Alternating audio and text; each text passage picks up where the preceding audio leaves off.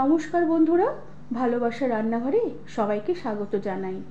আজ আমি মাংসের ঘুগনি বানাবো। রেসিপিটি ভালো লাগলে একটি লাইক, শেয়ার আর সাবস্ক্রাইব করে দেবার অনুরোধ রইল।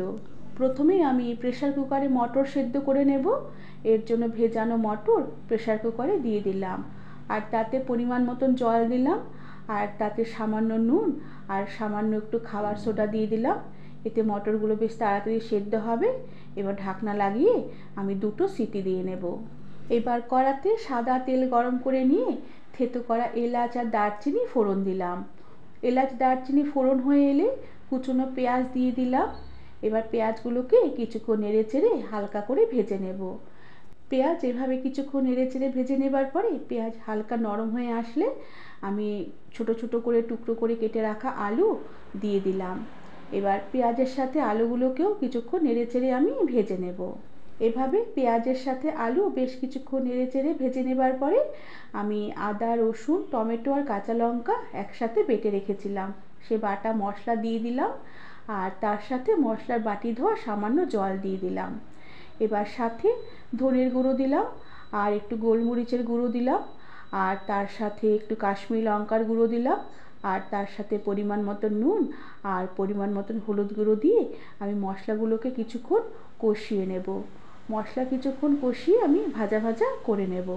মশলা কিছুক্ষণ ভাজা ভাজা করে নেবার পরে আমি আবারও সামান্য একটু জল দিয়ে দিলাম। আর এবার আমি মশলাটাকে বেশ ভালো করে কষিয়ে নেব যতক্ষণ না মশলার জল শুকিয়ে তেল ভেসে আসে। আর এভাবে মশলা কিছুক্ষণ কষিয়ে নেবার পরে মশলার বেশ জল শুকিয়ে তেল বেশ সুন্দর ছেড়ে এসেছে।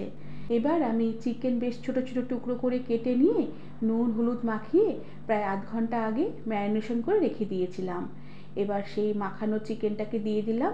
এবার চিকেনের সাথেও মশলা আমি কিছুক্ষণ নেড়ে চেড়ে বেশ ভালো করে কষিয়ে নেব। আর এরপরে গ্যাসের আঁচ কম করে দিয়ে ঢাকা দিয়ে রেখে আমি কিছুক্ষণ চিকেনটাকে রান্না হতে দেব। এতে চিকেনের জলটা বেরিয়ে আসবে আর চিকেন একটু মজে আসবে। এভাবে প্রায় 5-6 মিনিটের মতন ঢাকা দিয়ে চিকেন রান্না করে নিয়েছি। চিকেন বেশ সুন্দর মজে এসেছে আর খুব সুন্দর একটা গন্ধ বেরোচ্ছে। আর তার সাথে আলু চিকেন খুব ভালোভাবে সেদ্ধ হয়ে গেছে। এবার আমি সেদ্ধ করা মটর দিয়ে দিলাম, আর তার সাথে আমি সামান্য ঝোলের জন্য জল গরম করে রেখেছিলাম, সেই উষ্ণ গরম জল আমি মটরে ঢেলে দিলাম। এবার জল দিয়ে এই মটর, চিকেন, আলু মশলার সাথে বেশ ভালোভাবে মিশিয়ে নিলাম।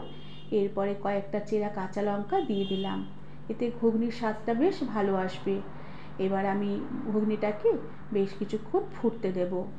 আর এভাবে প্রায় 3 থেকে 4 মিনিটের মতন মাংসের ঘুগনি ফুটিয়ে নেবার পরে আমি উপর থেকে শাহি গরম মশলার গুঁড়ো ছড়িয়ে দিলাম।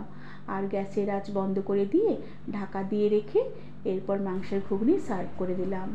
বন্ধুরা, তোমাদের আজকের আমার এই রেসিপিটি কেমন লাগলো আমাকে তোমরা কমেন্ট করে জানাবে। আজ তাহলে আসি, পরে আবার একটি নতুন রেসিপি নিয়ে দেখা হবে। ধন্যবাদ বন্ধুরা।